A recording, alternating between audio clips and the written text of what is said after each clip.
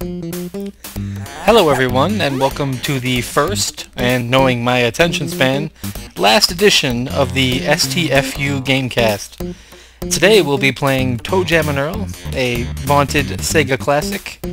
It first appeared on the Sega Genesis, or the Sega Mega Drive, or whatever the hell they called it in your region of the world.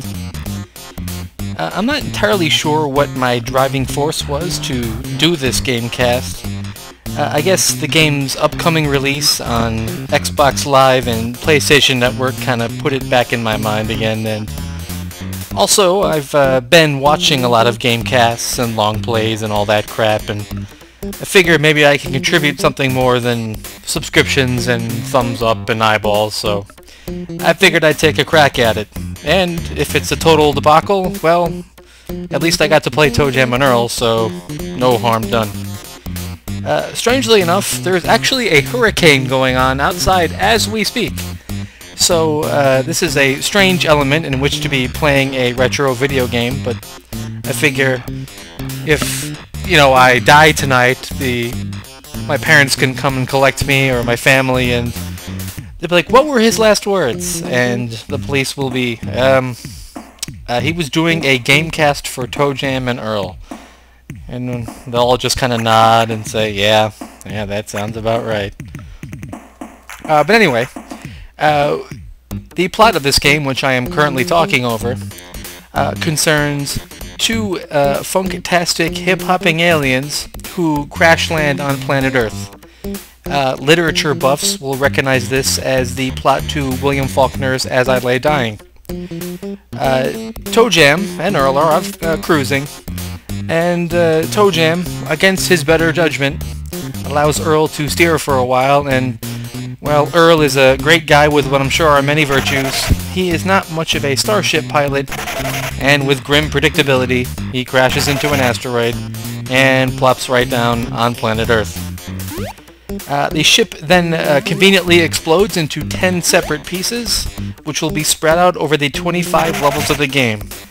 Piece 10 is always on level 25, so that's set in stone. However, the rest of the game is more or less randomly generated, so it can be hard to estimate how long this will take. I'm guessing somewhere between 1 and 2 hours, depending on how generous the present gods are and how easily I can find the elevators, and so on and so forth. This is actually best played as a two-player cooperative game. Current logistics and weather do not allow for that, so this will be a one-player run. But yes, if you're going to play this, you really need to get a friend to play it with you, because it is maybe the all-time great two-player cooperative game. For my run, I will be using Toejam. I do love Big Rappin' Earl, as he is well known, but Toejam's increased foot speed, I feel, is a bigger advantage than Earl's increased health bar, so we're going to go with him.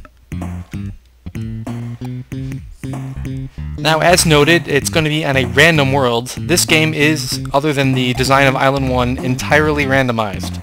The maps, the present locations, what each present does. So you do get a ton of value for this game, and I think it's that randomly generated nature that gives it such longevity and makes it such a terrific game. And in case you're not familiar, we'll do a quick look over here. You have an inventory here containing all of your presents that you've found so far, including your 4 free high tops. You have your cash flow in the bottom left corner, your rank, health, and extra lives in the middle there, and your experience points in the bottom right-hand corner. You gain 1 experience point for uncovering a map tile, like thus. Hey, look at that. And you get 2 points for opening a present. As you reach certain point totals, you will gain a promotion, and your rank will increase. Right now, I am a wiener. This is a rather sad state of affairs, so we will try to improve that as quickly as possible. Now you see they're using the cute elevator animation to hide loading times. Mass Effect would do the same thing many, many years later, so you saw it here first, folks. The hand of Toejam Earl crosses console generations worldwide. This is our first Earthling, the Little Devil. He is slow, stupid, and not very scary, but, you know, you gotta start somewhere. I'm not entirely sure what he's supposed to be. I haven't read the manual in eons. I don't know if he's a heavily demoted Satan, a generic demon, a pudgy guy in a Halloween costume. I really don't know. Okay, we found our first ship piece. The awesome snowboard. And we are well on our way. I should point out that I am playing this game on Steam, of all things. It's available for sale there as a Sega classic. So if you're wondering why that land appearing sound sounded so weird, that is one of the side effects of the Steam version. The land generation and doorway present sounds are completely bonkers. We'll just have to live with that. I figured I'd play it on Steam because this would open the opportunity to have like a dozen of my friends send me messages while I'm trying to film this, and you know, I'll be in the middle of a particularly heated part of the game and a message will pop up saying, "Oh, hey dude, sorry to hear you got crabs from that girl you met at Stop and Shop," and you know, that'll really give this whole thing a nice touch of class. Okay, we got a bunch of presents now, so let's dip into the bag. Okay, we have 2 of this one, so we're going to open it up. Right now we have no idea what it is, but once we open it, well, of course, we will know what that present does, and it is spring shoes. As you can see, it is now clearly identified. And we'll try this one too, we got 2 of that one. Fudge Sundae. That is a healing item. I don't know why you, or how, you would put a fudge sundae in a present, but these guys are pretty clever, so they did. I mean, you've got a lot of logistics there. You got to keep it cold. You got to keep it from tipping over. I mean, I suppose you could serve it in a tin, but yeah, it's still going to be a mess by the time you deliver it. What the hell do I know? Now let me use another pair of high tops. As you can see, high tops are a pretty great present. They allow you to cover a ton of space in very little time. I already found the elevator.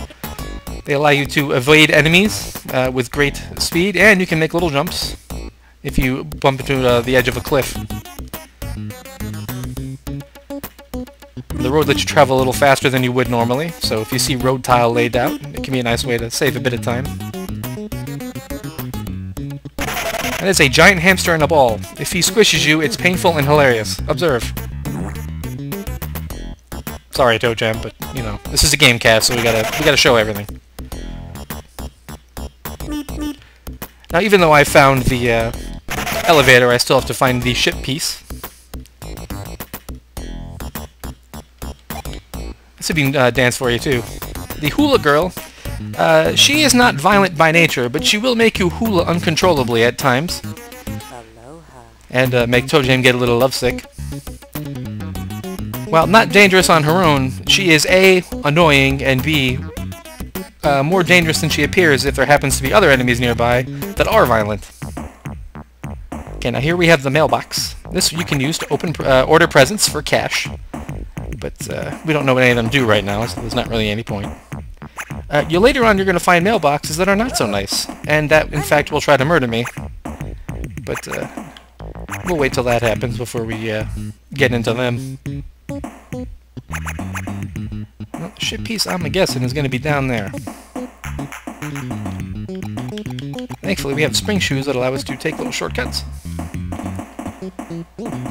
By the fireworks going off, that clearly means I have been promoted. I have gone from wiener to doofus. And right now, Toejam's mother is crying into a hanky at the joy of seeing her son reach such lofty heights. Every time you get a promotion, your health bar increases slightly, and on occasion, you will also be granted an extra life.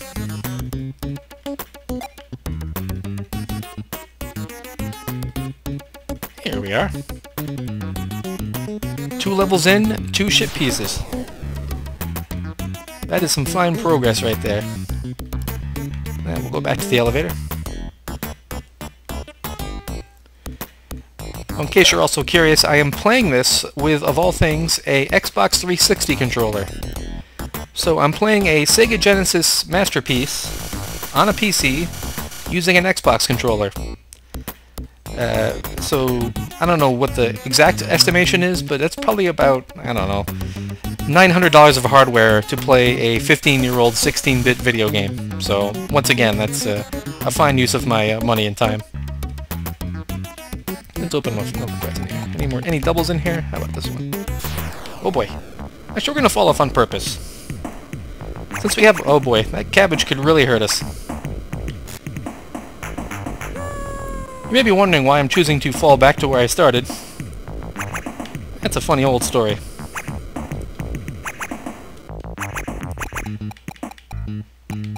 You may remember this Island 1 as being a rather boring and nondescript little place. However, once you learn how to travel the ocean using rocket skates, Icarus wings, an inner tube, you'll find that here in the southwest corner of the map there's a little bit of a secret. The game's premier Easter egg. Island 0. Look at this place. Look how swanky it is.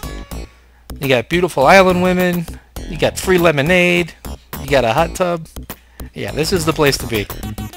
And not only is this lemonade delicious, it grants you an extra life. Look at that. This kid clearly has some kind of funky recipe going on there. Now it's funny, I look at this kid, and I mean, this place is pretty much stranded, so... And these girls are way too young to be that kid's mom, so he must be some kind of orphan.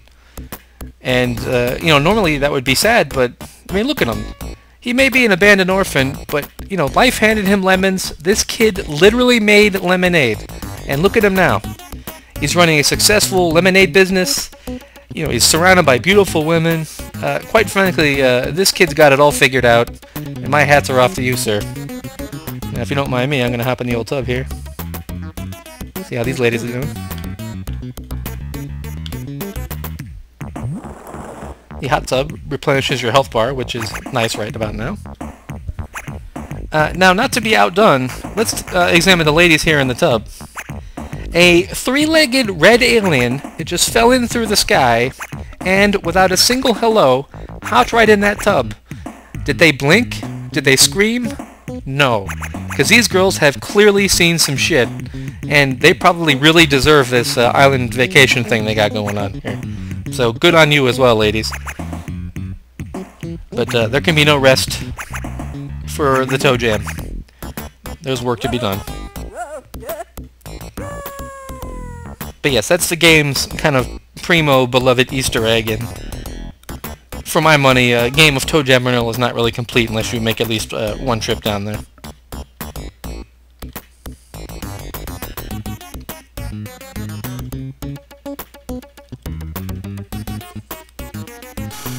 Well, that trip was a bit longer than expected, but certainly well worth the journey.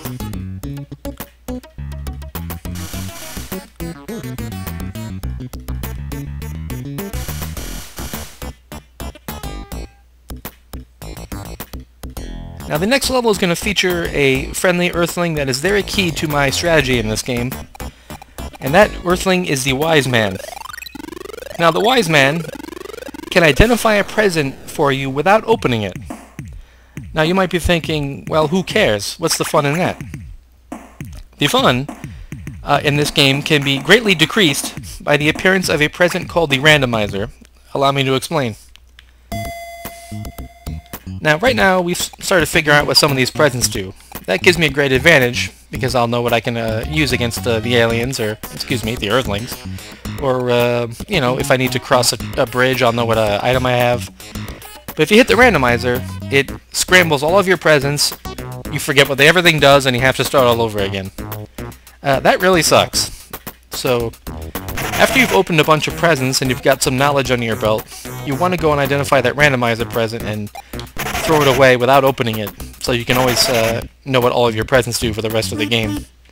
That's a difference between a smooth, quick game of Toejam Earl and a rather awkward game where you open like 4 total bummer presents and you have no freaking clue what you're doing at any given time. Because without presents, Toejam Earl are not terribly well equipped. They can sneak, and yeah, that's about it. They have no natural defenses, and their health bar is not terribly frisky. And that goes double in this game because this game does not feature a lot of mercy invincibility, by which I mean when you get hit in a lot of video games, it also makes you invincible for a few seconds so you can't get hit again. Toejam Earl does not have that feature. If you get hit by the lawnmower guy, or the bees, or the boogeyman, they'll just keep hitting you until you either get away, or use an item, or, unfortunately, drop dead. There he is. Now you might be wondering why the wise man is dressed up as a giant carrot. He does not explain, but since he's a wise man, it is best assumed he knows what he's doing. We'll open up any more doubles I have before we, Oh boy. That's a rain cloud. Well, I'll just open all of them. Rain cloud hovers over your head and electrocutes you periodically for its own amusement. It will go away after a while, but not before it probably eats a great deal of my health. Thankfully I have a few fudge sundaes on hand to ward off some of the damage. That is a decoy that will allow me to distract Earthlings. Because by the cartoon logic of Toejam and Earl, if you put a decoy down and you're standing right next to it, they'll always go after the decoy, even though it looks clearly like an inflatable piece of crap, and there's the real thing standing right next to it. But that's cartoon logic. Well, we only have $4, so we can identify 2 presents. We have Icarus Wings, which are great, and a boombox, which is also great. Would have preferred the randomizer, but certainly those 2 presents will come in handy. Certainly much handier than this stupid rain cloud.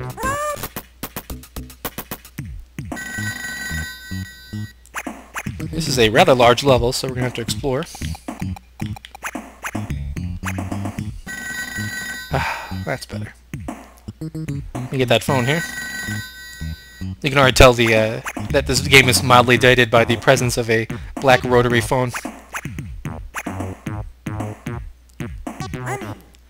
Another element of this game that people often find dated is the use of a bizarre pastiche of funk, hip-hop, and surfer slang that it's really hard to put a finger on where it comes from. When Toejam Earl 3 came out, and I'll talk more about the sequels in a bit, you know, that was often a point of mockery, that how cheesy the dialogue was. But for my money, and I'm biased, so bear with me, I'm not a big fan when games try to use really hip current slang, because that guarantees you're going to be dating yourself in about 5 years, whereas if you just go for crazy, you'll be funny forever. That's Santa. If you can sneak up on him, you can rob Santa Claus. And quite frankly, I mean, how can you beat that? You can rob Santa Claus. And we got way too much crap, so let's eat a fudge sundae to ward off some of that damage. So as you can see, this game teaches you one of life's most valuable lessons. It's really fun to sneak up and scare the ever-loving shit out of Santa Claus and then rob him. Let's see what this does. Is that a promotion? I dare say it was.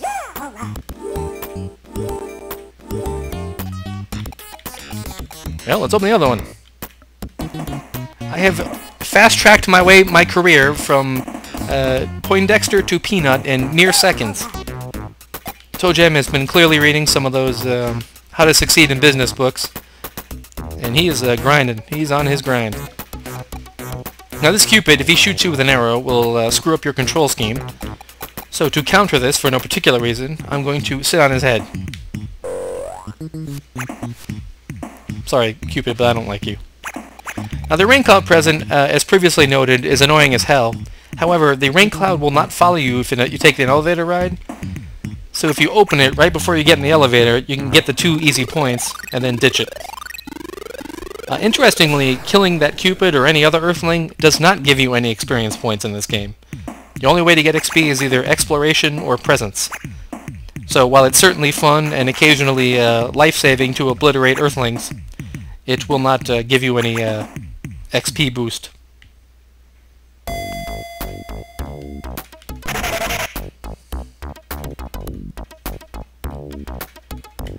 We're already at level 5. I suppose it's time to start talking about what the hell is Toejam Earl. As noted, it was a game released on the Sega Genesis, Mega Drive, whatever the hell. It was developed by Greg Johnson and programmed by Mark Forsanger. And as you can see, it still looks and sounds amazing today, so they did one hell of a job. It was released to not much fanfare when it came out, and sales were initially slow, but as word of mouth got around and reviews started circulating, the game picked up a lot of steam and became a pretty decent hit. And it is now pretty much considered a de facto cult classic. That whole story may sound strange to you if you're a modern gamer, so allow me to explain. Back in the days of the 16-bit era, when you released a video game, it didn't actually have to be a hit within the first 3 hours to be deemed a success. You actually got weeks, if not months, to find an audience. You know, nowadays, if you don't sell 1 million in your first weekend, everybody gets fired and then shot in the parking lot. But not back then. No. Back then, you could actually take your time, give some people a chance to actually, you know, buy your game and see what it's like and maybe talk about it. It was a beautiful thing. My attention span demands a present opened. And we found the Total Bummer, which, as you can see, murders you horribly. This is bad, but this game is not terribly difficult, and there are a lot of extra lives, so that is not nearly as deadly as the randomizer in terms of long-term damage. Boy, we are really slapping this shit together. But as noted, the final piece is always on level 25, so no matter how quickly you assemble the ship, it won't really matter about the game's length. But anyway, yes, the original Toejam Earl became a pretty decent hit, and Toejam Earl kind of secured their spots as, you know, I wouldn't call them Sega's mascot. That role obviously was taken by Sonic the Hedgehog, but they were kind of your second-tier mascots, you know, like your Kid Icarus, you know, that little doofus from Mike Tyson's Punch-Out, that kind of thing. Well, we got a lot of money, and we got a Carrot Man. Let's put these two elements together. Alright, find me that randomizer, you goof. That is not a randomizer. Alright, you're playing hard to get. As you can see, we've identified a lot of presents now, so the randomizer is becoming more and more of a threat. So we may have to stop opening mysterious presents at this point, which is a bit of a heartbreaker, but better safe than sorry.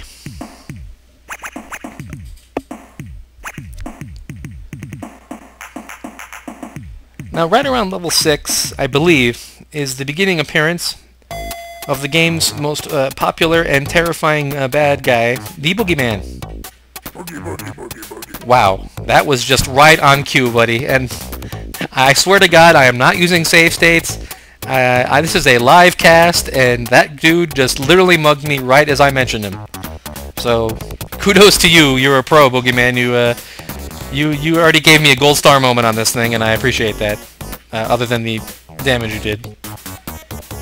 We also have the Mole, who does not hurt you, but he does steal your presents if he can catch you, which is arguably worse. Freaking Boogeyman. You know, yeah, I should have known. Those guys are psychotic.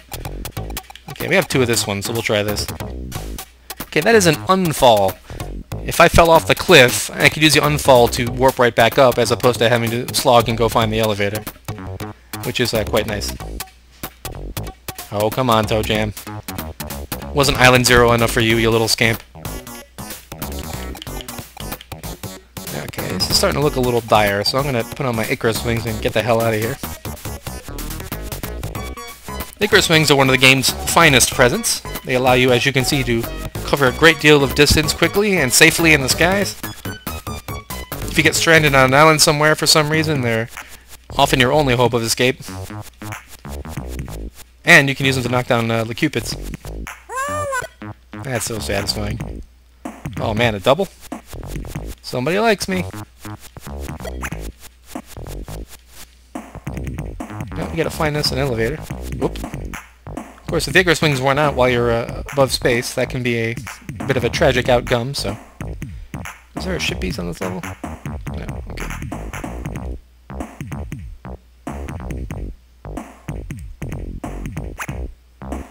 No, it's not over here, that's for certain.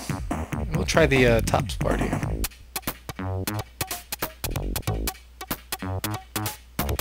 Oh, there he is. Fortunately, I don't have any weapons with which to battle the boogeyman. I only have 2 of this one. Maybe it's a weapon.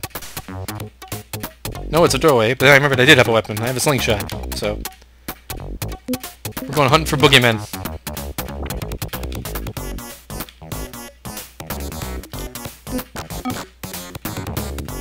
Bees don't do much damage, but as you can see, they're incredibly annoying, and they will ride you as long as they can.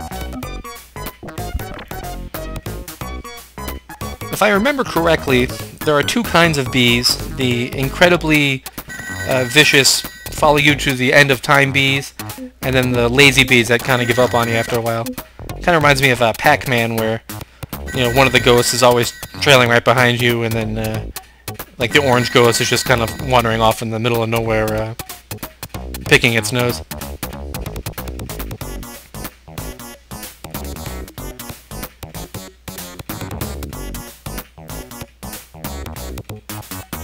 I will say the hurricane is providing an interesting sonic backdrop for this GameCast.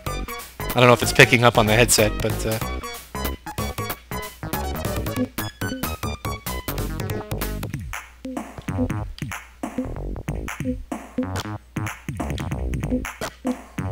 Sorry, little devil. Wow, this elevator is proving to be most elusive. Maybe the doorway will take us right next to it. Ah, it's back to the place I worked so hard to escape from. That is, crappy. Well, I'm gonna play my boombox. This distracts all the enemies in a nearby range, allowing you to slip by unmolested. And I am burning through my presents like a, sugared up kid on Christmas, but it's more fun to use them than have them stolen by that, greasy little mole, so...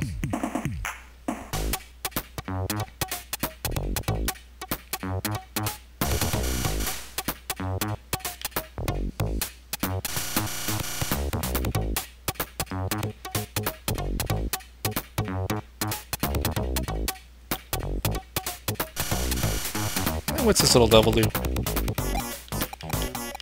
Unfold. That may come in handy. Sadly, there is no, where the hell is the elevator present in this game? Oh, here we are. The best you can do is, find a telephone or a telephone present and hope it uncovers the elevator, tile on the map, but, that is unlikely.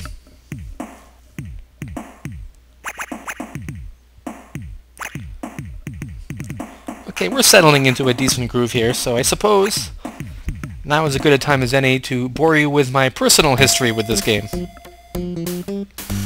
Me and my 2 lifelong childhood best friends used to hang out and just play video games a lot, you know, not a terribly original story. And we would occasionally rent games, oh god, from Blockbuster. And for whatever reason, we always wanted to try Toejam Earl, but we never rented it. Maybe because it was just so strange, we're like, ah, who knows if that'll be any fun. So we kept picking more conventional choices and blah blah blah. We finally rented it, and we completely fell in love with it. And it's bizarre that when you can find 2 people that like a game so much that are already friends, but when you can find 3 people who all love a game with the same amount of deranged fervor, that is pretty rare. And, you know, we ended up buying the game, obviously, and we must have played it for about 2 years. I mean, not straight, but, you know, it was the dominant game we played for about 2 years. Oh, crap. Rosebushes saved me now. It did. Thank you, Rosebushes. There's the elevator. Is there a ship piece here? There is. As you can see, that is the evil mailbox. Rather than selling you presents, it attempts to rip your face off and wear it as a hat. They are incredibly dangerous and should be treated with great care. But yes, anyway, my buddies and I, we played this game for about 2 years straight, and let me draw you a picture just to make it more depressing. You know, there's 3 of us, and it's a 2-player game, so you may already be noticing a logistical problem there. But don't you worry. Unfortunately, I can't sneak up on Santa because I have a present, which is using my action button, which means I cannot sneak. But when we play, two people would play, and the other guy would sit there and watch like it was the most fascinating footage in the world. He's like offering, he's a backseat driver. He's like, oh, no, what are you doing? You got to use the spring shoes now. I mean, it was pretty hardcore. Sad, but hardcore. And, we'd probably play maybe, 2 games in a day, so, that's about 4 straight hours of solid Toejam Earl action. And you knew it was, a good day for you if you got to play in both the games. That was golden. Oh, by the way, that's the evil dentist. He hits you with a drill, and then he laughs maniacally. It hurts quite a bit, but it is funny, so what the hell. It's funny, I always thought he looked more like a mad scientist than a dentist. Maybe he just has the drill at home and decided he'd, go with the motif. Any more double A presents in here? No. Yeah, we gotta start playing a little safer now. The Carrot Man should appear again fairly soon. Again, I am live broadcasting this, so these incredible coincidences that keep popping up, I assure you, are completely legitimate. Telephone, wow. That is an underwhelming find. Yeah, let me answer the phone. It didn't even show me where the ship piece was. It could at least done that, telephone. You terrible, terrible present. I mean, it's 2 experience points, so what the hell, but...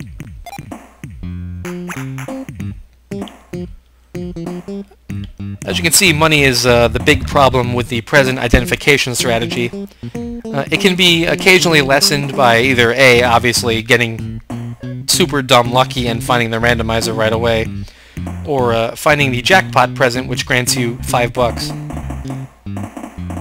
And Toejam's blessed career path continues, as he is now promoted Epic Dude status. As you can see, we've left the degrading titles and are now into the cool titles. Well, 1990s cool maybe, but cool nonetheless. Stupid phone. Oh. Hey phone, can you show me where the ship piece is?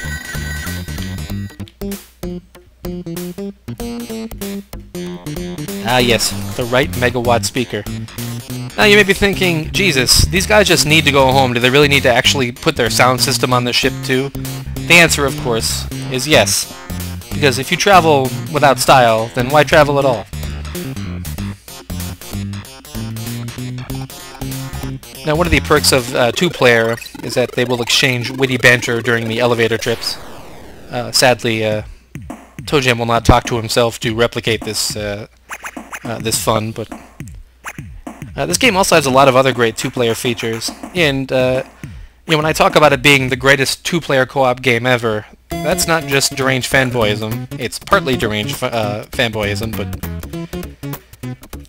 even nowadays, with all the hardware we have, designers are struggling to work in a good 2-player co-op system, and this game did it immaculately 8 gazillion years ago. Is there a ship piece here? Nope. And we're just gonna speed this one up. See you later, level 8. When the 2 aliens are on the screen at the same time, you share a screen. They'll talk to each other once in a while. If you open a present, you both get the benefits, or the drawbacks. And you can high-five each other if one guy needs health, and you can share your health. You can pull them out of the sand if you start sinking into it. There's just a lot of great little touches. But best yet, when they split up and it goes into split-screen mode, it is utterly seamless. It's an instantaneous flicks, and all of a sudden it's a 2-player split-screen game. And as I said, they're doing this on 16-bit hardware. Now, I'll grant you this game is not the cutting edge of technology, but it still looks and sounds pretty great. So, you got a great-looking game with perfectly implemented 2-player co-op. Something that has eluded most developers to this day. Even the sequels didn't quite nail it as well, and well, I guess that's a good enough a segue as any. As I said, this game became a cult hit, did some good business, and I just put myself in a corner. Ah, the decoy. Well, it was an unnecessary decoy, but how could I have known that?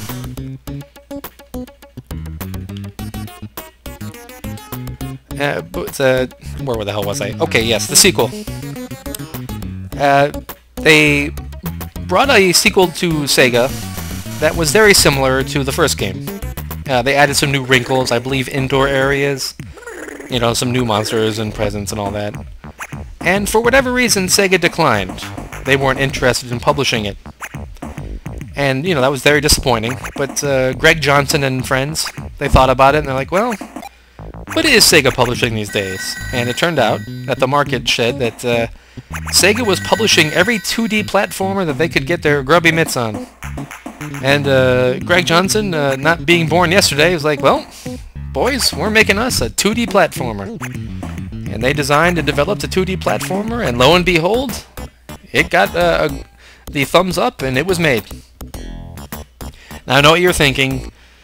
It's a bit of a crass business move, a compromise of their artistic integrity, but as someone who pays bills every month, let me tell you, artistic integrity only gets you so far. Toejam Earl 2, it got good reviews upon release, and it sold again pretty well. But because it was such a radical departure from the original game, it disappointed a lot of people, including me, and it kind of slowed the franchise down for a while. But speaking more objectively, I came back to Toejam Earl 2 many years later, and if I just took it as a game on its own, it's actually a very good 2D platformer. Again, looks great, sounds great. Let's see if we have a double up on this one. Yeah, we can use rose bushes. Rose bushes are very common presents, so you can kind of burn through them. It's just, I guess maybe the world isn't quite ready for a 2D platformer where you use the power of funk to go through walls and you try to capture earthlings in magic jars, and you can kind of tell that it was more ideas that were slapped together than perhaps really well thought out. The gameplay can be a bit dicey, but in terms of originality, you really can't top it. I mean, yeah, you search through a bush and it'll take you to the hyperfunk zone, and then you pop out and there's a guy in a naked guy in a cardboard box singing opera, and you have to capture him and bring him back to Earth. And there's phantom cows, and you put money in parking meters, and everybody starts a dance contest. You know, it's an utterly bizarre bit of software, but I think that's to its credit. You know, it's not like you're going to play anything else quite like it. It doesn't have the magic this game does, but, you know, few games do, and I would definitely give it a peek. Both this game and the sequel will be, by the time you watch this, available on Xbox Live and PSN for extremely modest prices, so definitely do not miss out.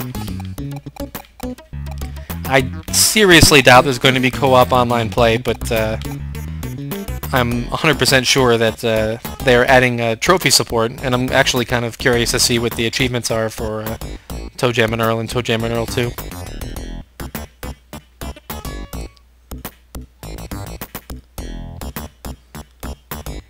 Well, this elevator is proving to be either invisible or maybe in that bottom right corner there. Good, glad I skipped level 8, because this one's proving to be a bit of a bear.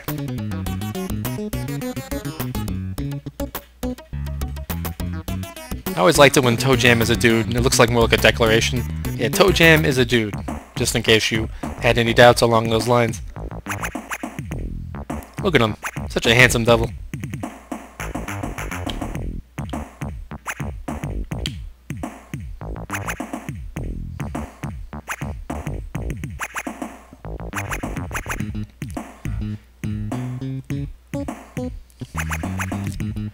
Now, more modern gamers may remember that the franchise...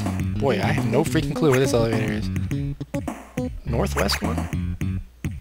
That's gotta be it. Well, I'll try over here to the left first.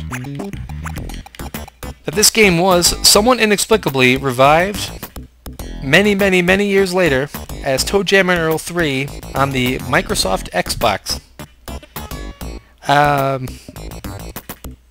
As soon as that was announced, you know, all the discussions came up of what the hell were they thinking? Why the Xbox? Are you guys drunk? What are you smoking, and can we have some? Yada yada yada.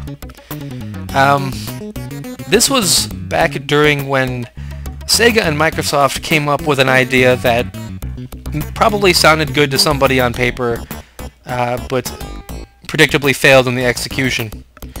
When it was announced that Microsoft was making a console, it was greatly believed that the only interested audience, at least in terms of mass market, would be, you know, Madden players, first-person shooter people, you know, the kind of, you know, more macho, you know, beer and cigars sort of gamer crowd. But of course, Microsoft was desperate to latch on to the more traditional gaming audience, the gaming literati, the smarties. And they didn't really have anything in their arsenal to bring those people in. So they signed an exclusivity deal with Sega to bring a bunch of their, you know, kind of core gaming titles over to the Xbox in the attempt to bring over that audience. Games included in this deal were Toejam Earl 3, Jet Set Radio Future, Gun Valkyrie, or Gun Valkyrie, or however you pronounce it, a bunch of other games. And with, I suppose, the sad predictability, all of these games completely bombed. Apparently, the cynics were correct, as they so often are, and people had bought the Xbox to play Madden and Halo, and didn't really give a shit about rapping aliens, or whatever a Gun Valkyrie was, or to spray paint things in Neo Tokyo. And a harsh lesson was learned by many, many parties that day. Toejam Earl 3 also encountered some of the executive meddling that has plagued the series. The game was originally designed to be a graphical update of this game. No muss, no fuss. It's, stupid bees. But the Czech writers decided it needed some more of that modern pizzazz, and I swear to God I'm trying to beat this level, but I have no freaking clue where the elevator is. So they added a lot of 3D platforming tropes that we all know and tolerate, like a hub world where you always go back to it, and finding keys to unlock crap, and cinematics, because, you know, I really want to know what the freaking story is in Toejam Earl, and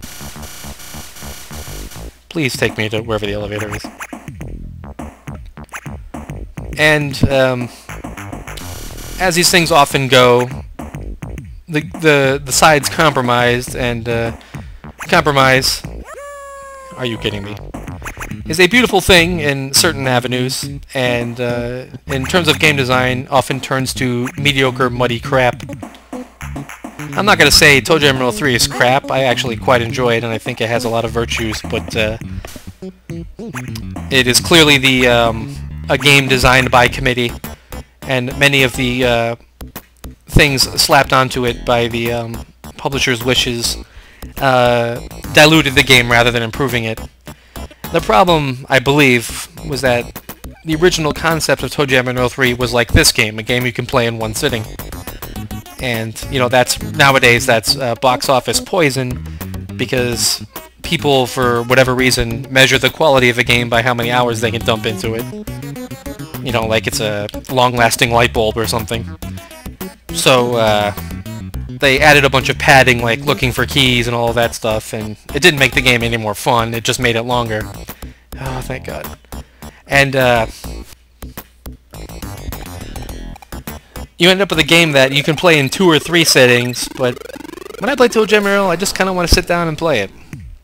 You know, I don't want to have to remember where I was, or, you know, it's a randomly generated game, so theoretically you should probably just want to start it from scratch every time.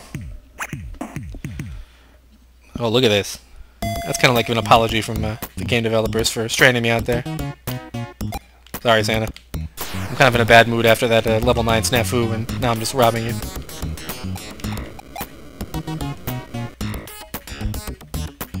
Toejam Earl 3 sold horribly, and reviews were pretty poor.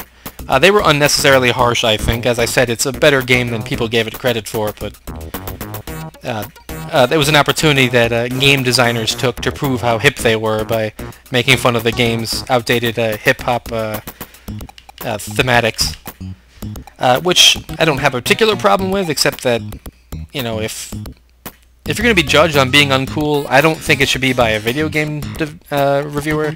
I don't really think they're the last word on hip. But that's just me. Well, I gotta see what this one is. Hey, it's another buck. Can never have enough cash. Of course, it makes you wonder why somebody would put together such a nice present just to put a single dollar in there. Seems almost kind of like a dick move, but I guess in a world like this where money seems so horribly rare, it's a pretty nice gesture. What the hell does that do? Slingshot. Okay, that could come in handy. As you see, I have my rose bushes. You saw them earlier when I needed them to escape an evil mailbox. They are very effective at blocking an enemy from chasing you, and they're even more effective in multiplayer at stinging your friend in the ass and doing a little damage. You can be certain that if my buddies and I are playing this game and the rose bushes come out, there will be extremely quick movements toward each other with an attempt to casually drop a rose bush in their path and make them go yow. Yes, we are 5-year-olds, in case you're wondering.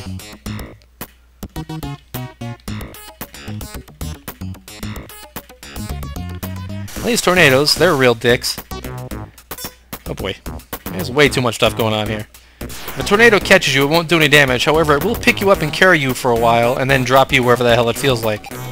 As you might imagine, that where it feels like is often a cliff. Because, as I said, he's a dick. What's that purple one? It's an unfollow. Let me get plenty of those. Yeah, I might as well use and get the points. Using an unfollow, as you can see on a level you're already maximum leveled, has no effect. However, it can be used to pop a cupid if you use it right underneath him, so that can be fun.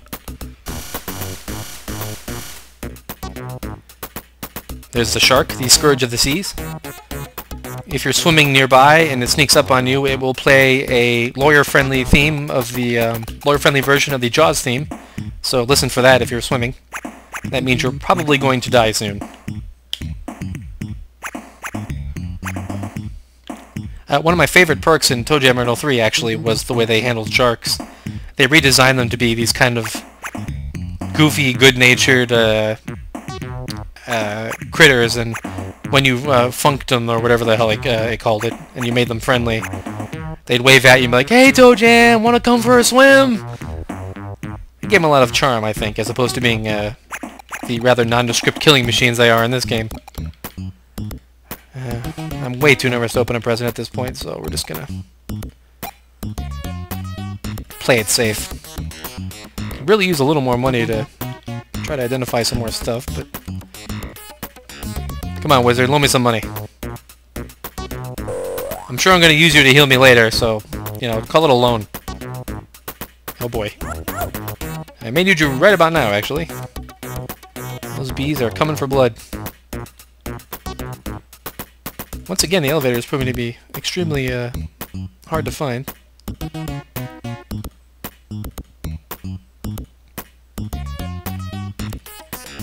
Yeah, I'll do anything for cash, even risking a horrible bee shove off the ledge.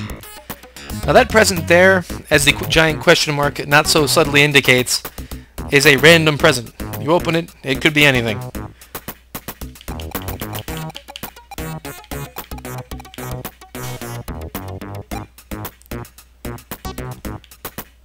Therefore, it is best avoided because it could be the dreaded randomizer.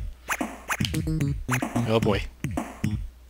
Could you take me to the elevator, Mr. Tornado? Well, the watermelon's not bad. Literally, in fact. You have no control over this, by the way. You just get dragged along to wherever it takes you. That was actually a fairly, but, oh, well, I am sick afterwards, but I could have gone a lot worse.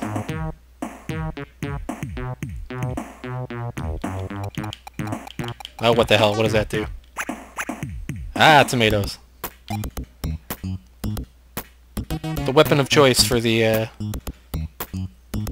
brave Funkatronian. Maybe it's up there in the northeast corner.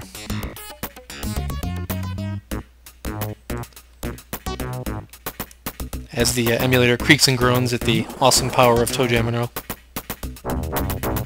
Ah, there it is. We're gonna take the spring shoes out. Do a little bit of island hopping to avoid being eaten alive. Yep, the elevator's gotta be up there.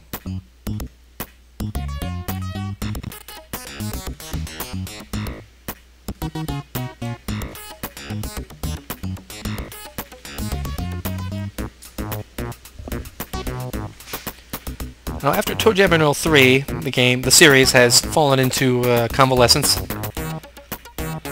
I've actually talked to Greg Johnson now and then, and there's always, you know, small talk and rumors of the series coming back for the umpteenth time.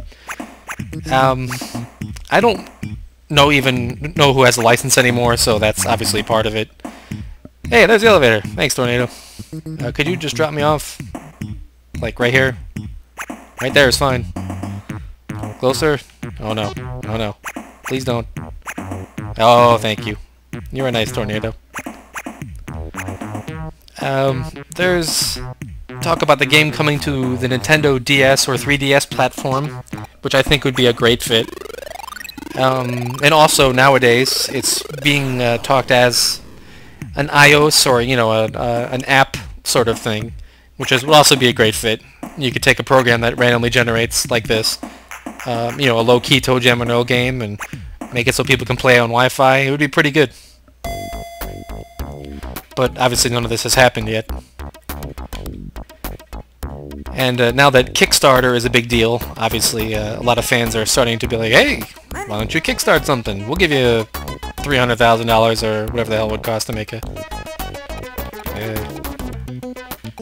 up and away! Damn it, I need that money, though. I definitely don't need to go off the cliff, so we'll just go back this way. As you can see, rocket skates are actually quite great if you need to cover a lot of distance in a short amount of time. The trick is not going careening off a cliff and horribly maiming yourself. If you hold the action button down while you're riding one of those bad boys, it does give you a modicum of control, and I say modicum, so don't expect to be doing hairpin turns or anything. Alright, pop your head up, you little bastard, I'm killing you. I don't know why all the weapons in this game are tomatoes. That's just, you know, a designer gag, I guess. You can even pop the nice earthlings like Santa Claus, but I am not, in good conscience, going to murder Santa Claus in front of an entire viewing audience. I mean, first of all, he's really nice. He gives me a bunch of presents and doesn't seem to get too mad when I beat the shit out of him and scare him, but...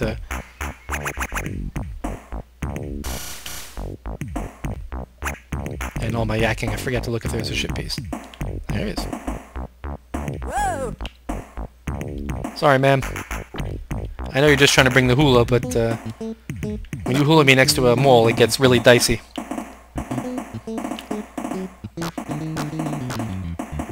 Toejam has extended to brohood, which comes with another extra life.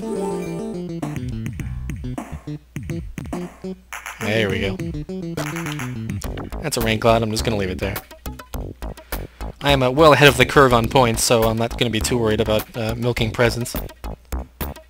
Those long, desperate searches for the elevator will do that for you. I can't remember the last time I played a version of this game that was this unfriendly to me. It's always when you're taping it. I mean, look at that. It's on an island all by itself. What the hell is that?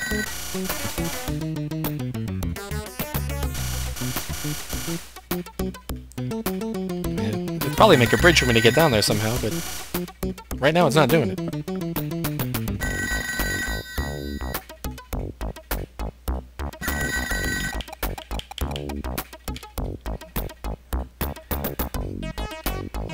My horse, my kingdom for a pair of Icarus wings.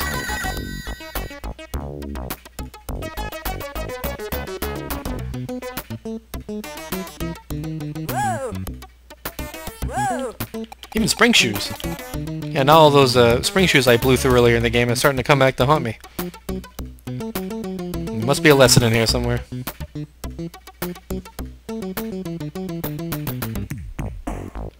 Wow, that is really annoying.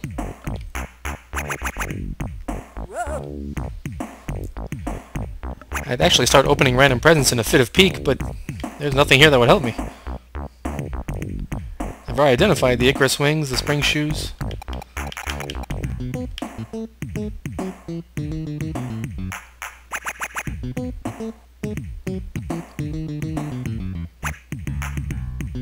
just gonna have to press on.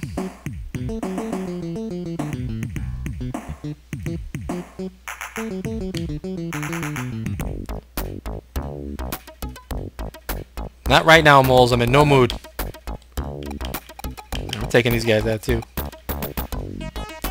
Moles will only pop their heads up when they hit a ledge like this, although they will occasionally do it in open space, but unless you feel like waiting for them, it's best to just try to trick them into bumping into a ledge.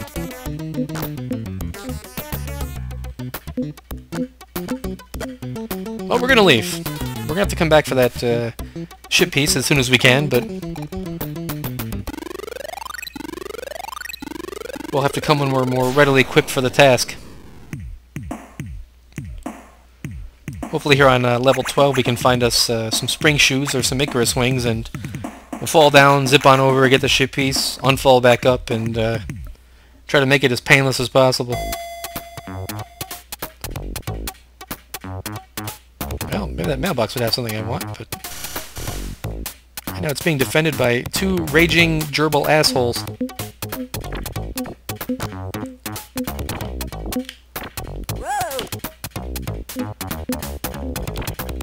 Come back here, little scamp.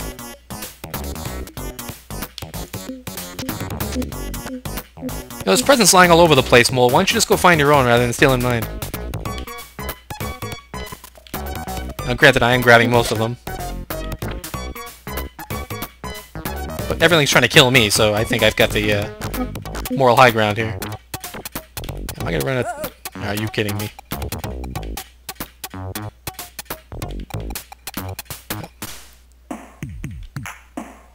That is not going to help.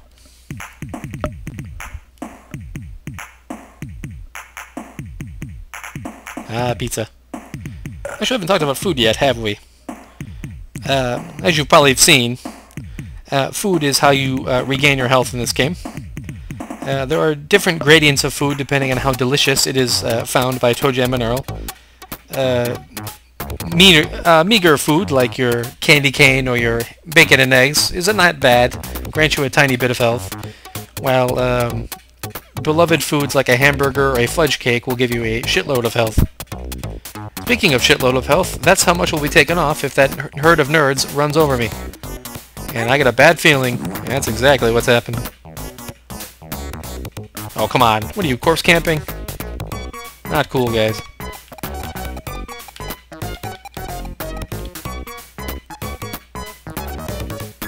Oh boy. I'll put the old deke on them there.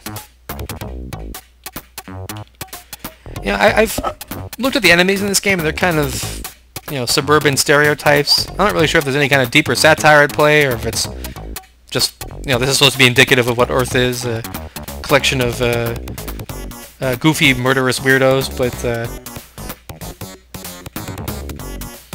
oh, well, speaking of random, here's an enemy for you.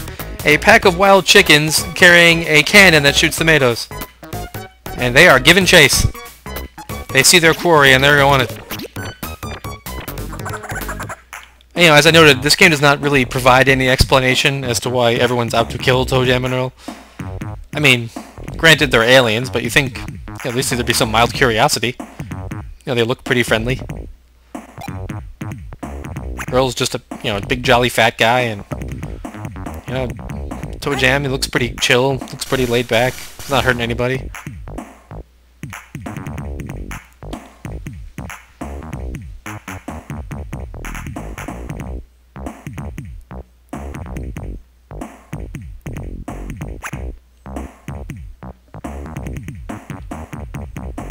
Are we going off to the middle of nowhere, or is this leading somewhere? Ah, here we go. This looks promising. Now, except for that mole. Thankfully, moles can't swim. Well, actually, I don't know that. Maybe moles can swim. I don't really know much about moles, but in this game they can't swim.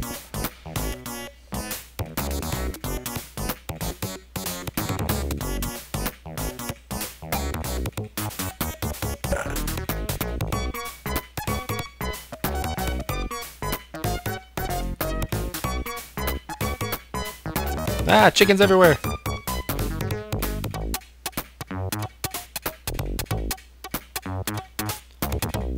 Once again, the elevator is proving to be incredibly... speak of the devil.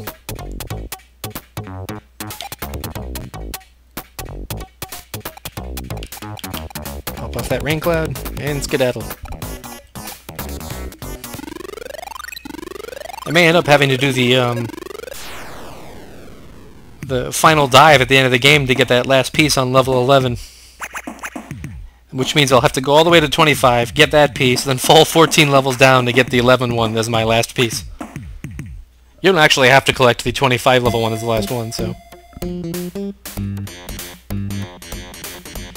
It's starting to become chronologically unfeasible to walk back up 3 levels at this point. Usually give away spring shoes like it's a handshake, so kind of random that I haven't gotten there already.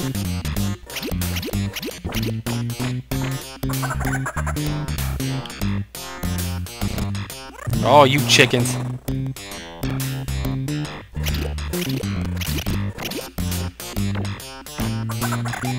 the hell is that present doing? Ah, the boombox. Yeah, what the hell, we got 2 of this one. Let's live a little. It's an extra life.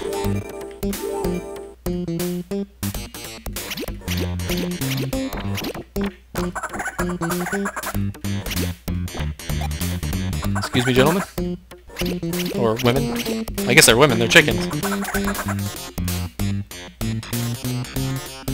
Use an extra life before this, well, just run away, I guess. As you can see when you swim, it slowly drains your health bar, which it doubles as an oxygen meter. As you might imagine, if you have very little health, swimming is more or less instantly fatal, so always keep an eye out on that. Well, I want to use my other extra life, but not when it's going to get my head blown off.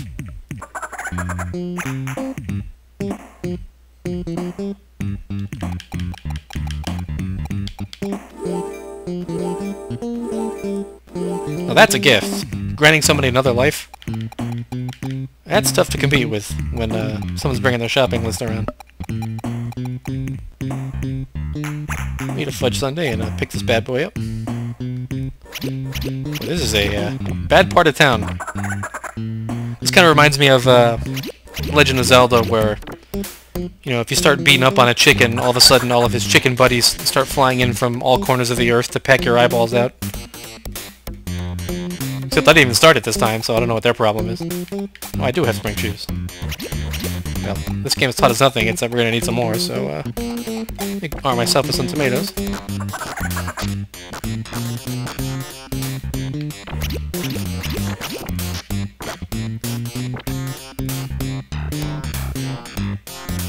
You're going down, you barnyard fowl. Oh, hey. They use a rarely used melee weapon, but it does some pretty decent damage. Heal up with the old fudge sundae, because I don't remember what the hell this thing does. Rose bushes. Fair enough.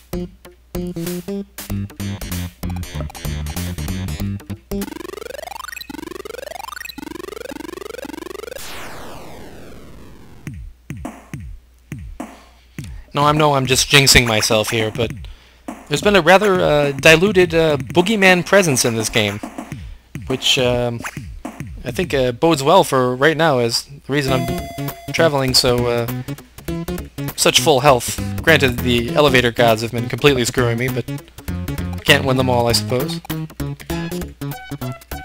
I really need to find a cameraman and get the rest of this present situation sorted out.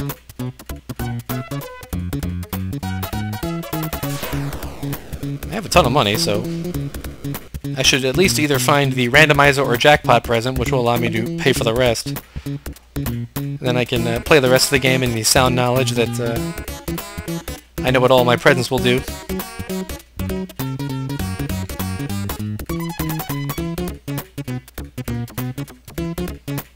Hey, Mr. Wizard.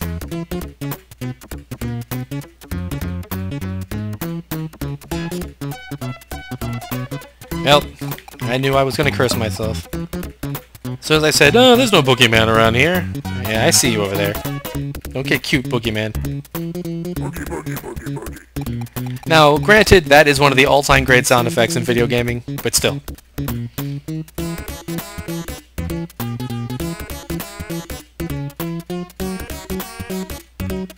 not going to go anywhere near that mailbox.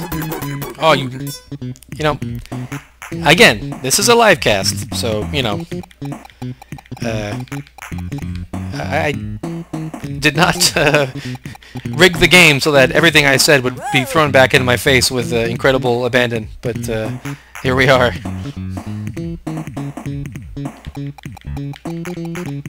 That's an extra life, isn't it? Well, any doubles in here?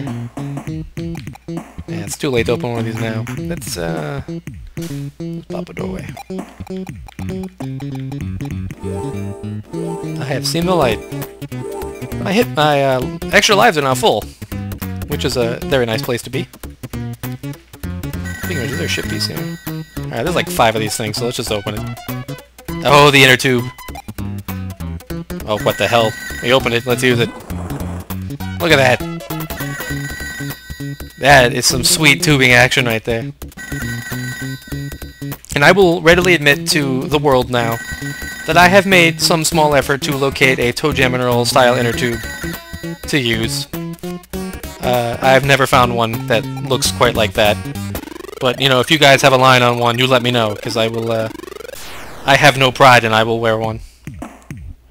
I will go down to the beach in front of all the beautiful 20-somethings, and I will get in the water with my Toejam Earl inner tube, and I will paddle it with my, you know, my arm flapping around.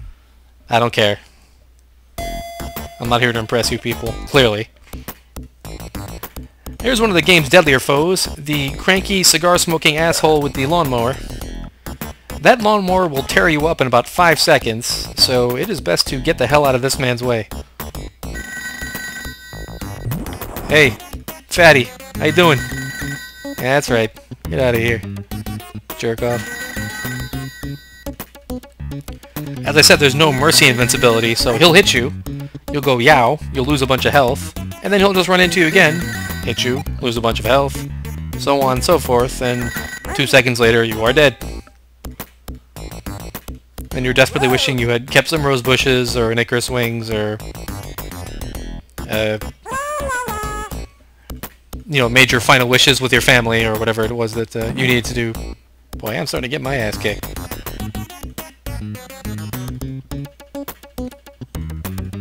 Carrot Man, where are you?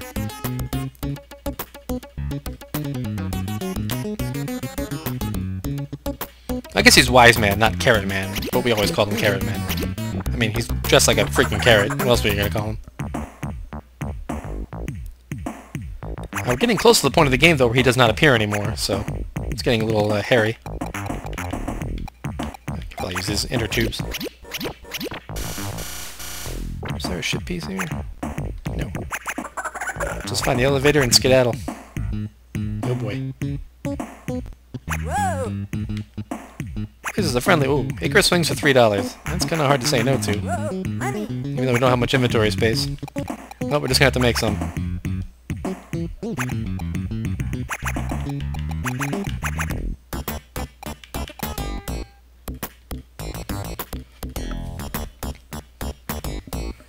We're gonna need those at least to keep one on hand for when we go back to a level 11 to get the final ship piece.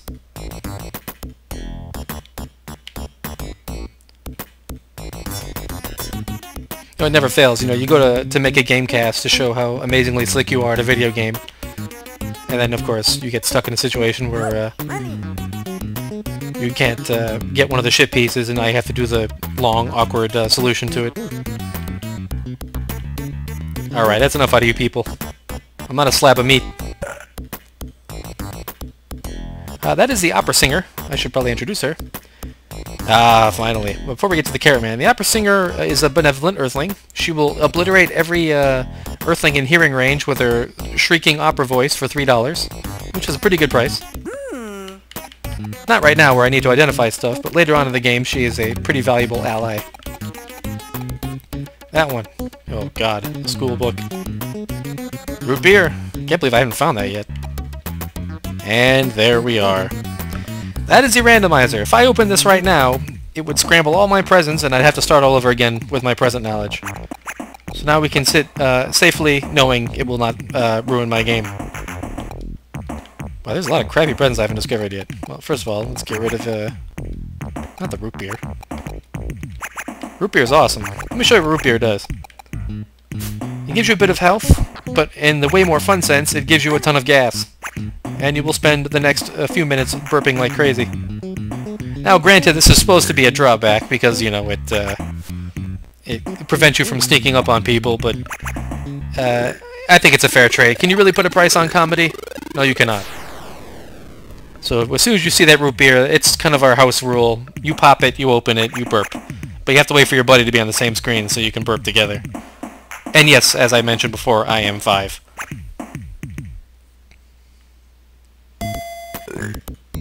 Look at that. That's just awesome. The burping, of course, is best when he manages to burp along with the music. That's when you've really got something going. You suck, you know that, Boogeyman? I do not care for you at all. And I gotta get the hell out of here because these Boogeymen are coming for my head.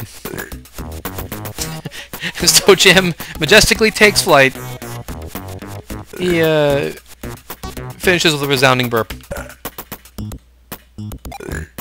I'm also going to drop this school book. The school book makes you read a book and then fall asleep. Get it? Because it's a school book and it's boring. You get 2 experience points for it like anything else, so if you're really hard up for the points, you can do it, but yeah, this is already dragging on a bit, so I figured I don't want to watch Toejam reading a book and falling asleep while I mash the buttons.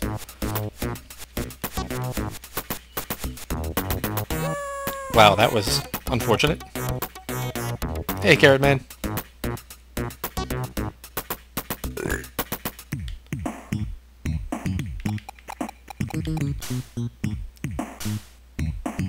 Boy, you guys. You're all on my list today. Every last one of you. Wait, how did I forget where the elevator was? Yeah, why don't you dance with that for a while, jerks?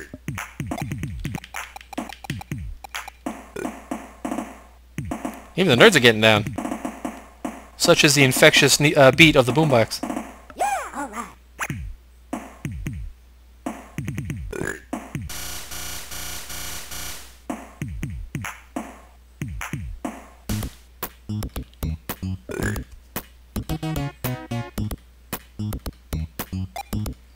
As you can see, when you're in the sand for a while, you start to sink down in there. You can get all the way down to your head, which is kind of cute. It cannot suck you in and kill you, so you can, yeah, I just dropped that. I'm honestly not senile. I'm really not. Well, I fell a level to find what you things were, so... Well, food and a total bummer. That was totally worth it, let me tell you. Well, this is not good. We have to hope they both pop up at the same time and we can make a run for it. Or they can just steal my, the hell was that again? I don't remember, so I don't care.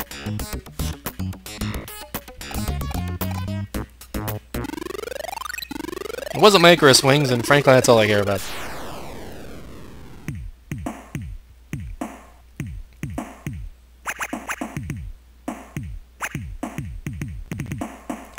Now, as you get into these later levels of the game, as you can see, the enemy presence starts to get ramped up pretty hardcore. The game's final enemy, and perhaps most deadly, will appear on level 19, I believe. So we still have a little break from him, but this is the point of the game where if you don't know what your presents do, if they've been randomized, you're in some pretty deep shit. Granted, I've blown through so many of my presents that it's had kind of the same effect, but regardless. I have way too much food in my inventory. Food is food. Just to help you, figure that one out. It will, I believe it has a 70% chance of being a yummy food, and 70% chance of being gross and hurting you. I don't know who would put cruddy food in a present, but maybe he's a terrorist or something. Or maybe it's just something Toejam doesn't like. Maybe something more innocent. Oh, you little bastard. If you weren't so hilarious, I'd be upset right now. Okay, I'm a little upset.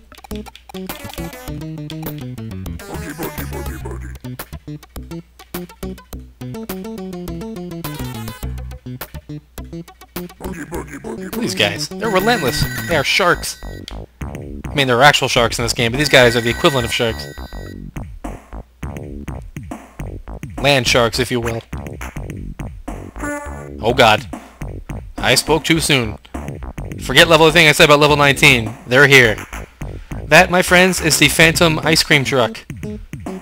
There is no more vilified and hated character in gaming. It comes out of nowhere. It is nearly impossible to kill because it's so fast, and it does an ungodly amount of damage. As you can see, Toejam has been murdered by a ice cream truck. They will eventually be in conjunction with, oh Christ, with the Boogeymen, and as they are already, and that is just a death rally. It is nothing but pure death. Look at that, they killed a decoy in like 3 seconds. Poor thing never had a chance. It took longer to inflate it. Will buy elevator. Please send tell. Man alive. Oh, not for long. Somebody please help me. Oh. We're almost there. Just take it like a man, Toejam. Don't let him see you cry.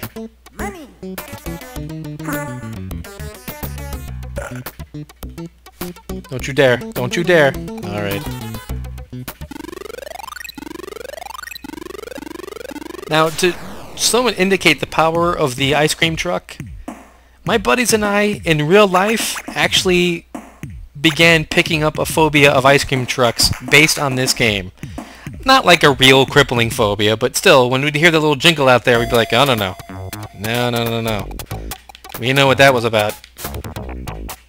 What was that mole stole for me? What the hell was it again? Fudge Sunday. Well, that is a pretty good present.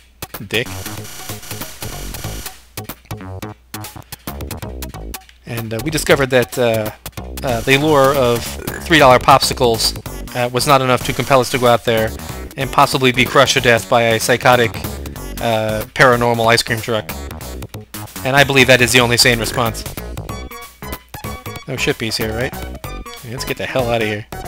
This neighborhood is getting a little rough.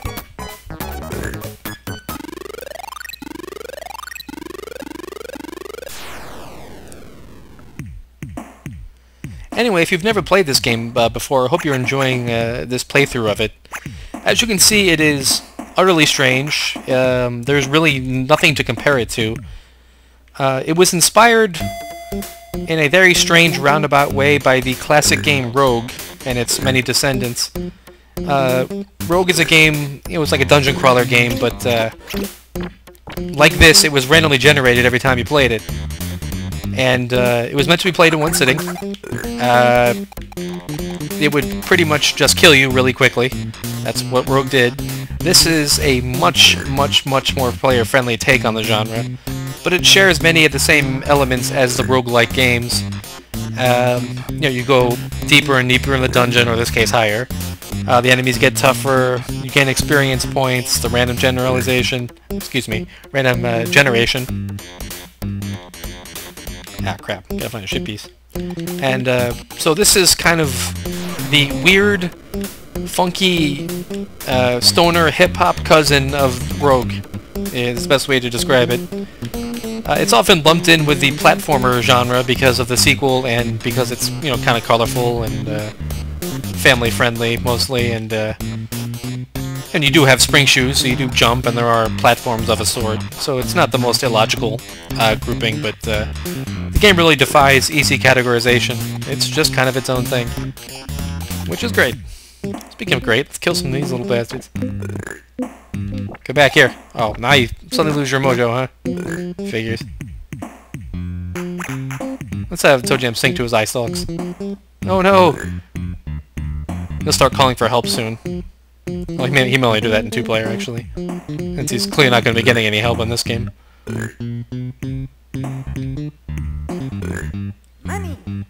Is that an evil mailbox? Or a nice mailbox? Let's beat the crap out of it and find out. It is friendly. Friendly mailboxes will not die. I'm not blown away by it, but I'm going to buy an unfall. Because I'm cynical and I feel I'm probably going to fall. And here to more or less make that happen is my friend the tornado.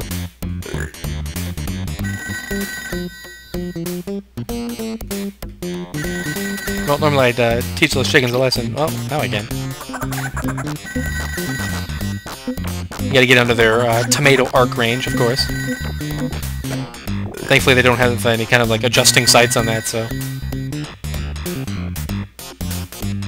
Here we go again. I tell you. Never fails. You press a chord and the game gets all unfriendly on you. Are you kidding me?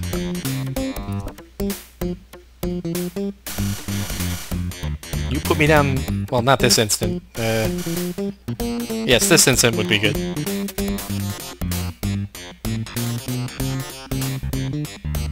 Did I make it? Might have made it. I did. That was a little too close for comfort, but... in a game like this, we'll take our victories where they come.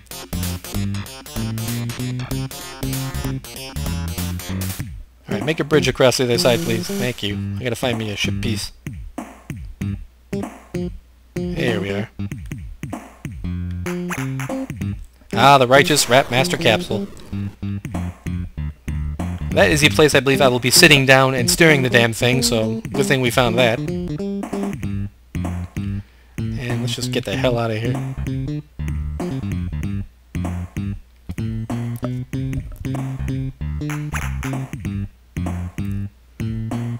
You know, I mentioned this game coming out on Live and PlayStation Network. That will be... Oh, who am I kidding? I'm sure I'll buy it on both. That will be the 4th and 5th time I have purchased this game. I played on the original, I have it on the Wii, Virtual Arcade, here on Steam, of course, and then PlayStation Network and Live Arcade. That is 1,000 leagues beyond overkill, but, you know, let's face it, in this world, the only way to really show appreciation for something is to drop money on it, so that's what I'm doing. I can write all the blogs I want, but at the end of the day, the only thing publishers want to see is if people are going to spend that cheddar.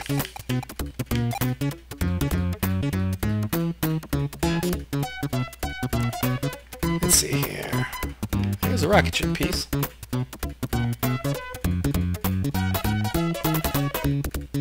Out of the way there, lawnmower guy. You know, I've just realized I haven't found the super high tops present yet. You start the game with the bonus high tops, but there's also a regular high tops present that you can find. And that would be making these levels much faster and safer. But for some reason they have not given me a single one, or at least I haven't found one. Well, we got the elevator.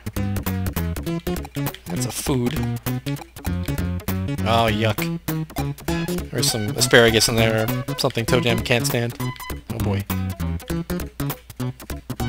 Had to give me the old deke there.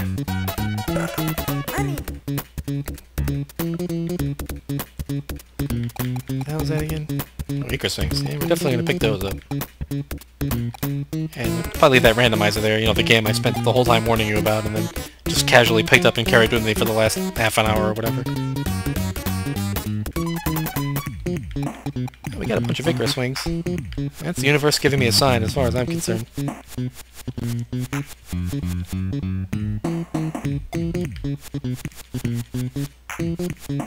There you are, my pretty. Ah yes, the Super Funko-matic Amplimator.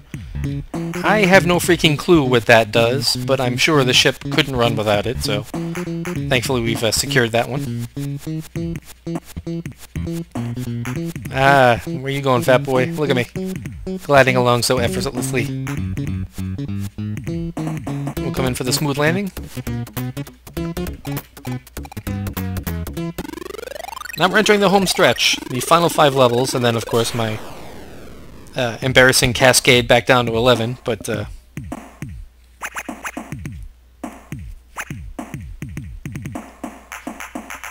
as you might imagine, this game ramps it up for the last 5 levels. You're going to see boogeymen, ice cream trucks, and everything else coming at you from every possible direction, attempting to turn you into a little red stain on the Earth's surface. Speaking of which, any tomatoes or anything you can pop that little bugger with? Lamentably, no.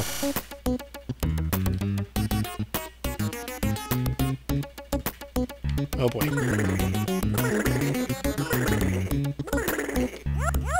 Eee. Oh boy. That did not end as I hoped it would. Didn't think he was going to go on the little bridge there. He did, though, as you saw, and he beat the shit out of me. So that's why you don't assume, folks, because it gets you killed by a mailbox.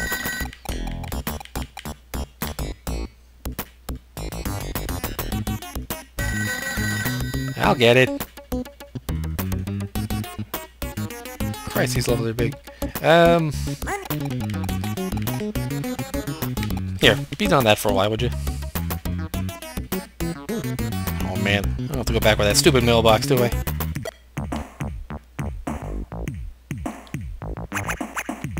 Boogie, boogie, boogie, boogie. I have 2 echo swings like I had. I just realized I have an unknown present in my pack. That might be the high tops I need. Well, not need, but desperately crave. Let's leave it at that. Oh man. I'm starting to think I may regret this trip. Money.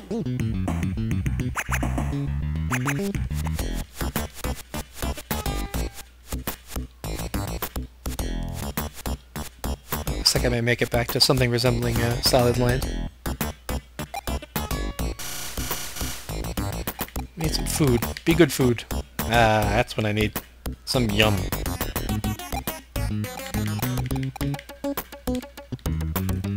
Okay, we'll take that bridge out of town.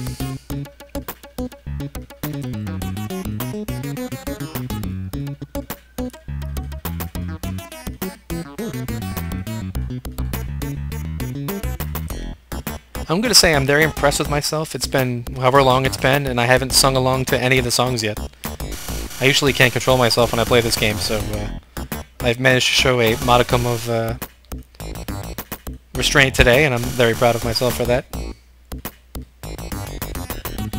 But this is one of my all-time favorite video game soundtracks. It was especially distinctive when the game came out because of its, you know, hip-hop, funk inspiration. You know, video gaming, especially in the 16-bit era, was all, you know, Japanese and Eurocentric, so you didn't really have that kind of hip-hop vibe going. And, you know, it was all, it's either, you know, the kind of cutesy, fun Mario music, or, you know, the pianos and strings Castlevania. You didn't have any big bass lines and funky guitar and all that stuff. So this game definitely stood out in that regard. And now I'm going to die. Or run away really fast. Let's go with run away really fast. Jesus. Boink. Is there a ship piece here? There is. Yeah, I won't be able to run for my life just yet. There's work to be done. It couldn't have been that easy, could it? Just hopping on the old elevator and skedaddling out of here. Nope. I see you over there.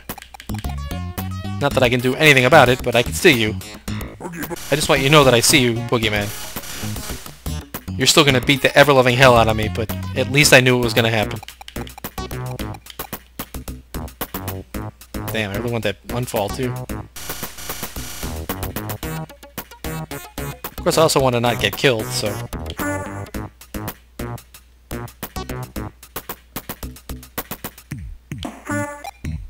It's nice to know that the slowdown is caused by my impending death of trying to generate what seems to be about 17,000 ice cream trucks, all hell-bent on removing me from this planet. Got saved by a tree there. Any clue on the ship piece? Hey, there it is. Well, I tried to spring out into action, as that is some way to avoid some enemies, because obviously they can't hit you in midair. So if you spring over them, sometimes they'll run right past you, then hopefully leave the scene before you land again. But there was one fatal flaw to the plan, was that the spring did not take off in time, and well, carnage ensued.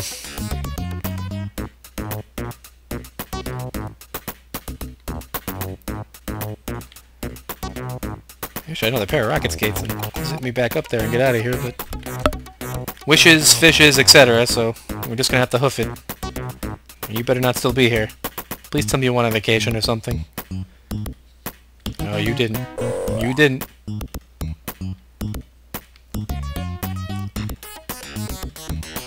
The boogeyman knows better than anyone. There can be no rest for the wicked. And there are few more wicked than the boogeyman. We'll take the road so we can stay out of the sand. And we'll leave a much more attractive corpse should a ice cream truck come by and decide to decapitate me. You're almost there, Toejam. Stay strong.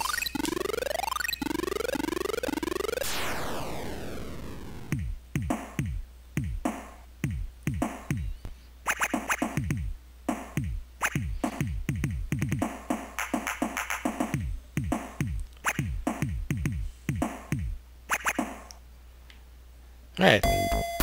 We'll take a second to admire the panorama of disgusting food available here. To our left, old cabbage. To our right, slimy fungus. Both disgusting, both steal your health. Is this the super high tops I've been looking for? Ah, there we are. Where you been all my life? An interesting wrinkle in Toejam Earl 3 is that one of Earl's powers is that he gains health from food no matter how disgusting it is. And in fact, the more disgusting it is, he gains more health. Basically, the potency of the food, for good or bad, is always good for Earl. And there are some pretty disgusting food items in Toejam Earl 3, but Earl just runs through them like they're nothing. Oh, that fudge cake is hitting the spot. Now that's moldy cheese. It's pretty stupid to eat it, but come on, it's hilarious. They bring the dentist back from mothballs for level 23, just to kind of get the old school enemies back in the game. Give you a bit of a respite from the non-stop boogeyman truck massacre. Oh, there's some more high tops. Apparently my penance on the previous levels is paying off in love from Santa Claus.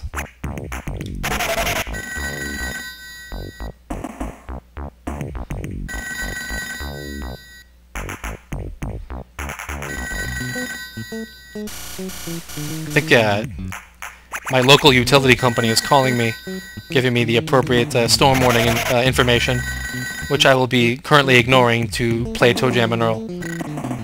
Yes, I am a very responsible adult. And I've reached the second highest tier in the game, that of Rap Master. There is only one tier above, the Great Funk Lord, which I may not reach in this game, now that I look at it, but maybe circumstances will change. I haven't opened an Earthling yet, we can see how that goes. Let's see what monster it creates for us today. Bees. Well, kind of boring, but...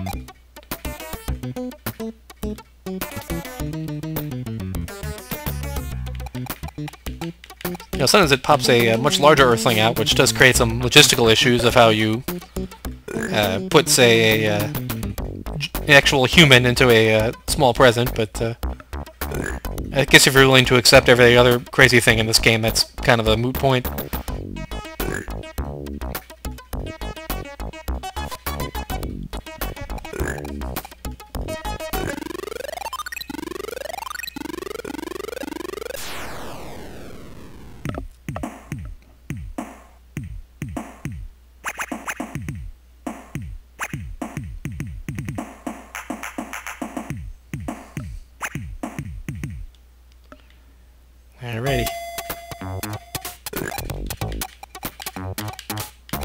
Probably not going to need these 3 inner tubes, so I can start burning through those.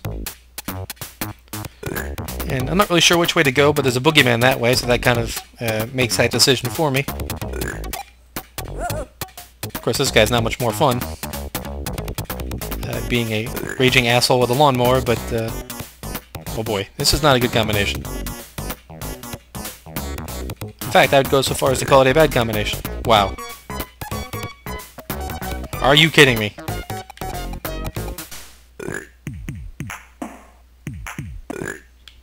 As you can see, strangely, she doesn't actually hula when she kind of does maybe a rapid hula.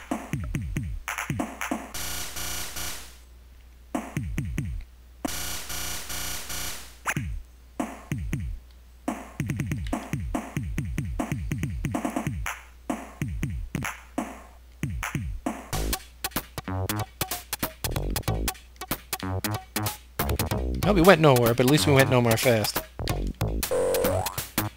Thankfully, we had some spring shoes in the old back pocket. Is this going anywhere, or is this a long bridge to nowhere? I'm gonna go back down south. Because this game is randomly generated, you will occasionally get the long tailing land bridges that go off into space and don't really have any purpose. They can make the game more charming or incredibly annoying, depending on your perspective. Speaking of annoying, oh, you really? You couldn't just let me go in the elevator? I would let you go in first, so that was about... whatever. That boogeyman. Well, we've reached it. The vaunted level 25. Normally this would be the epic celebration, as I found the final ship piece. Of course, circumstances have conspired against us. So it will be the second to last ship piece. No,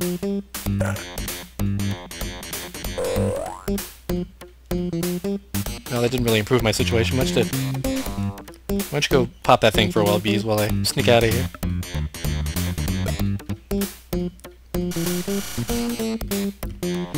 Now this song here, which I will actually let you listen to for a bit, is the Toejam Earl theme song. It is one of my all-time favorite video game ditties.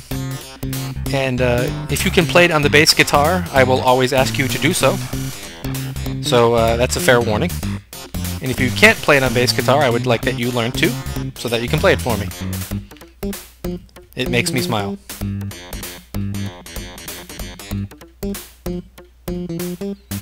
I do believe I have spent at least a good solid 20 minutes on YouTube watching videos of people playing the Toejam Earl theme on bass. And that was time well spent as far as I'm concerned. Yeah, so kudos to everybody who took the time out to learn the song. I had a lot of fun watching that. Okay, we're gonna pop all these guys, but first let's get into a more advantageous position. I have popped my own decoy. That is just sad, is what that is. Haha, wait a minute. Why fight with tomatoes when you can fight with money? Come here. Thanks, lady. Don't let everyone tell you you're overweight. You're just a whole lot of woman, that's all. Bet Earl would love you. You want to come and hang out with me? That's cool. You could be my personal escort. Well, actually, I can only pay for one more song, but... maybe it's over there. Oh, there it is! The telephone pays off. The northwest corner.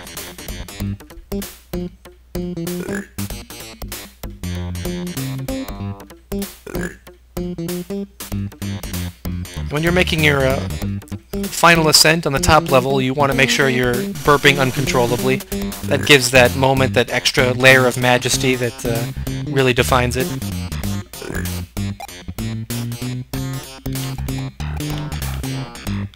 Put some food down the old belly.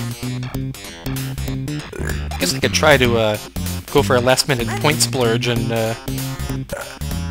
hit the Funk Lord level, but I guess fate has conspired against us today for that. Those are rocket skates. Rose bushes will protect me from the disgusting dentist. Now we make our trip back to 11 to finish the job. You know what, Dentist? You can knock me off the ledge. Go ahead, buddy. Come on. I think he's drunk or something. Come on, big man. You know what, screw you. I'm gonna pop myself off.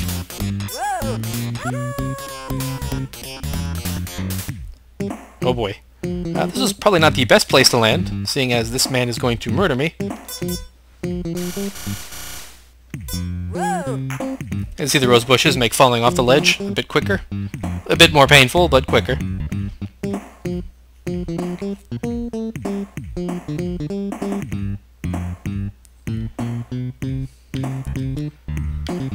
Anyhow, I guess this is as good a time as any to start the segue into the mindless patter. I hope you enjoyed this GameCast. This is my first, so if that was not already evident, you know, forgive any long pauses, mispronunciations, mindless asides, although I guess that's half the point of these things. Earphone pops, the sound of me scratching my own genitals, anything that offended you, you know, please be patient. I will try to work out the proverbial kinks as I go along. To be perfectly honest, I don't know what my follow-up would be. A couple games that I really love are pretty damn long, and they would not be great for this format. That would be Star Control 2, which, well, I guess this would be a good time to point out that this game actually has a interesting connection to Star Control 2. Star Control 2, for my money, is the greatest PC game ever made. It is a sublime action space exploration adventure thingy. And it was developed by Toys for Bob, Paul Reich and Fred Ford, or Paul Reich, I don't know how to pronounce their names, who are now currently making a shitload of money making Skylanders crap. I never suspected there would be any connection between this game and Star Control, but there is actually. The guys behind Greg Johnson and Toys for Bob are great friends, and Greg Johnson actually has some writing credits and voice credits in Star Control 2, and he had his hand in Starflight, which was a big inspiration for Star Control 2, so that was a big thing for me in my youth to discover that some of my favorite game authors were in some kind of secret cabal together. And I wondered what kind of mad genius they were cooking up as they got together.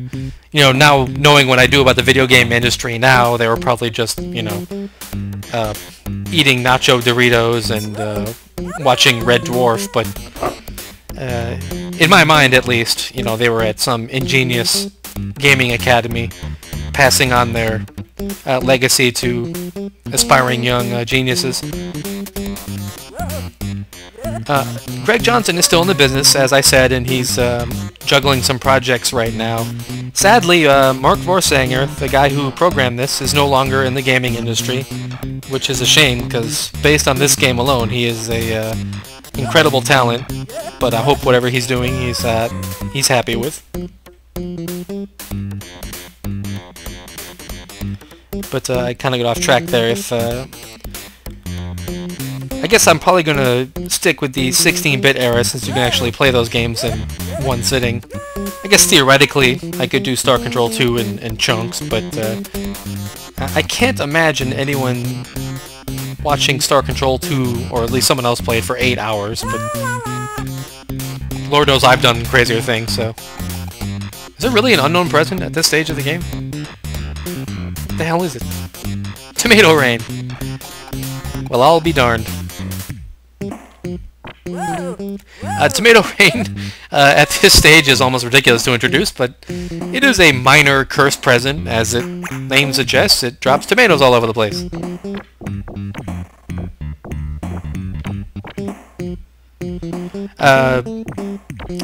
These can hit you or your enemy, so it does have some offensive properties, although the odds of you actually getting it to hit your enemies as opposed to you is nil, since you have no control over it, so it's generally just a minor annoyance. But folks, here we are. It took me a little longer than I'd hoped. But lo and behold, the ending to Toejam Earl.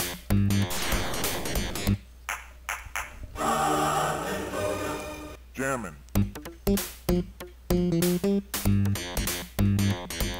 The moment is a bit bittersweet without Earl at his side, but Toejam will still dance in his incredibly awesome way.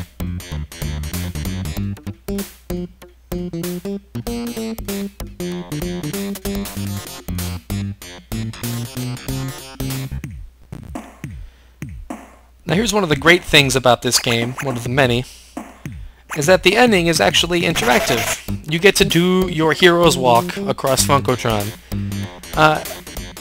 When I think about it, this actually doesn't make much sense. I mean, they couldn't have been gone that long, so A, why do all the Funkotronians know they crash-landed on Earth? And B, why are they being treated as heroes when, let's face it, it was their screw-up to begin with, but maybe they're just happy to have them home, and I certainly would be too, so let's not ruin a nice moment with my boring Earth logic. There they are, Paul Reich and Fred Ford. And I hope you guys are just filthy rich in Skylanders money, because Star Control 2 by itself is Hall of Fame credentials, and you boys deserve every nickel you get. And I don't care how annoyed you other gamers are at seeing all that stuff lining the stores, because if my boys are getting paid on that, then thumbs up. Now here's Funkotron. As you can see, it is Technicolor and weird. Now we get to visit all of my neighbors and friends. I love their doormats say yo. Thanks, buddy.